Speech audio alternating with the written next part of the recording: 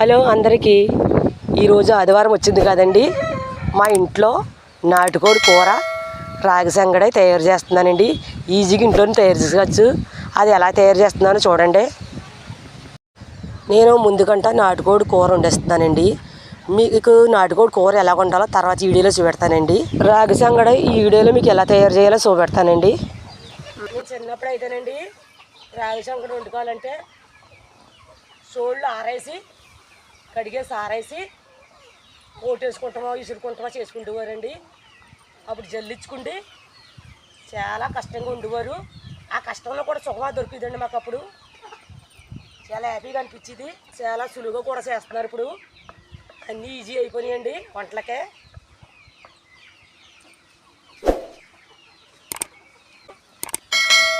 తర్వాత వీడియోలో మీ చిన్నప్పుడు మేము ఎలా వండుకుండేవాళ్ళో, మా అమ్మగారు ఎలా వండేవారో తర్వాత వీడియోలో మీకు చూపెడతానండి. ఇప్పుడైతే ఈజీగా ఇప్పుడు చేసి విధానంగా చేస్తున్నాను. అది ఎలా తయారు చేస్తున్నానో చూడండి.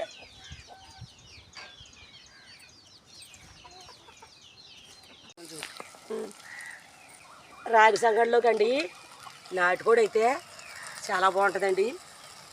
అలాగే మామూలు పారం కోళ్ళు కానీ బాయిలర్ కోళ్ళు కానీ వేసుకోవచ్చు అనుకో. నాటుకోడికి వాటికి అయితే ఇంకా సూపర్గా ఉంటుందండి. చేపల పులుసు కూడా వేసుకోవచ్చు. నేనైతే మా కోడి ఎగిరిపోయిందండి ఈరోజు. నాకు ఎందుకో వండాలనిపించిందండి నాటుకోడిని రాగి సంగడనే. మా పిల్లలు ఛానల్ పెట్టి వండమంటున్నారు. నాకు ఖాళీ లేక వండుతలేదు. ఈరోజైతే వాళ్ళ కోసం వండుతున్నాను నేను.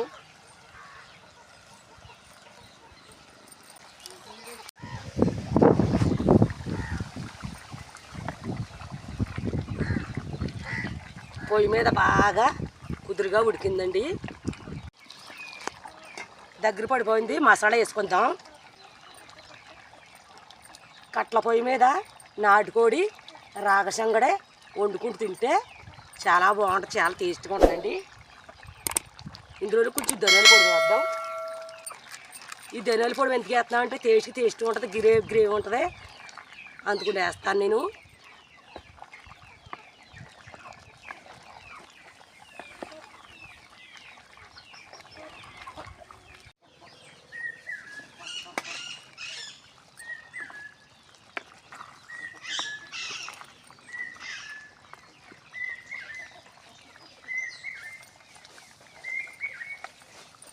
నాటుకోడి కూర రెడీ అండి. ఇప్పుడు దించేసుకుందాం. ఒక లోటా బియ్యానికండి 2 లోటాలు నీళ్ళు వేసుకుందాం. ఎసరే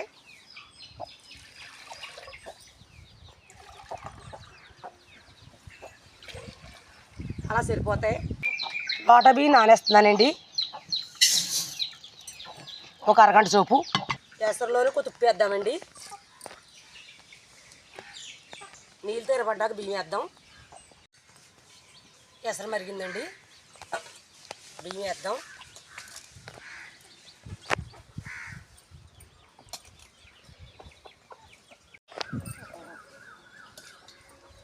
రాగి సంగడికి రేషన్ బియ్యం అయితేనే బాగుంటుందండి. జిగురు వద్దే మామూలు బియ్యానికంట.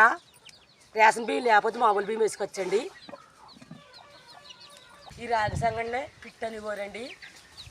పిట్లో పప్పుసారు, గోంగూర కూర, రొయ్యల పులుసు అన్నీ వేసినవారు పెద్దోళ్ళు. పండగలో పబ్బకలో అల్లుళ్ళు వస్తేనే నాటుకోడి కోసి ఉండేవారు. ఆకుకూరలు ఎక్కువ తినేవారు అప్పుడు. ఇప్పుడు అంటే నీసు కూరలకు అందరూ అలవాటు అయిపోయారండి.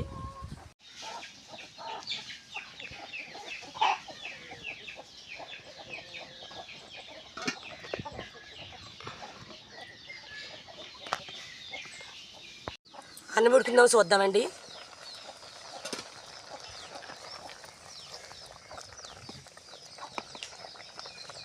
అన్నం ఇలా మెత్తగా ఉడకాలి. ఇలా కొద్దిగా నీరున్నప్పుడే సోడిపిండి వేసుకోవాలండి. కప్పు బియ్యానికి అరకప్పు సోడిపిండి వేస్తున్నాను. ఒకేసారి వేసుకోకూడదు. ఇలా కలుపుతూనే వేసుకోవాలండి. ఇలా ఉండగట్టేద్దే.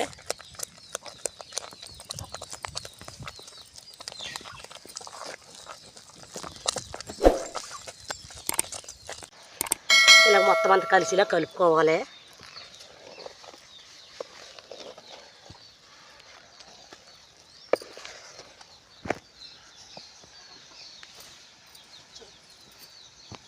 ఇలా సైజు తడి చేసుకుందండి. ఏడేడు దాని మీద చేసుకోవాలి.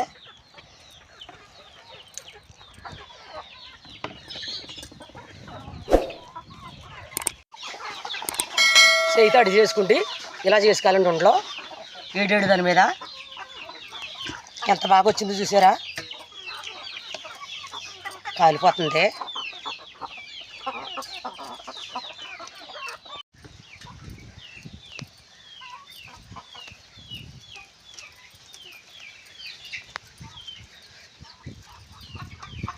ఏడువే చేసుకోవాలండి, లేదా బిగిసిపోతే వంటలు అవ్వవు.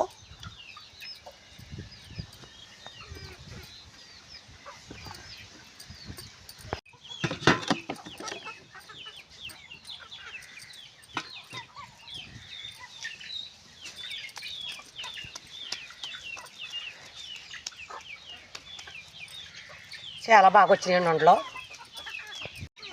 రాగి సంగటి రెడీ అయిపోయిందండి. ఇప్పుడు తినిసి పెడతాను. మేము 4 గుంటలు చేసుకున్నాం. ఒక గుంట నేను తింటున్నాను. నాటుకోడి కూర అండి, ఎప్పుడెప్పుడు తినేద్దామనిపిస్తుంది. ఈ రాగి సంగట్లో వేసి తింటే ఉంటుంది అబ్బా, చాలా ఇష్టంగా తింటానండి నేను.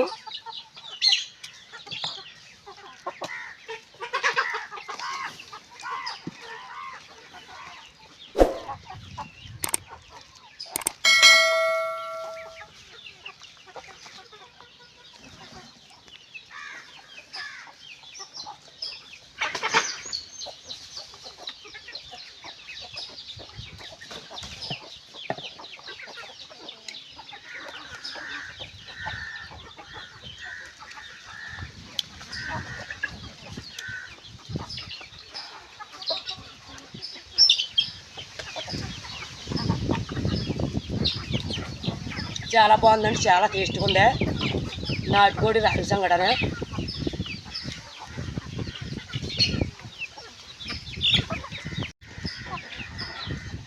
ఇలా తోటల్లో పక్కన పొలాల్లో తింటే ఆరోగ్యానికి ప్రశాంతం కూడా బాగా దొరుకుతుందండి.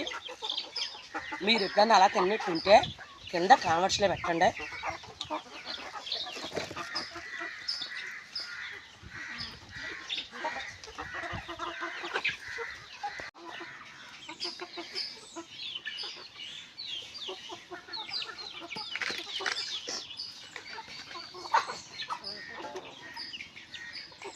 నాటుకోడేనండి.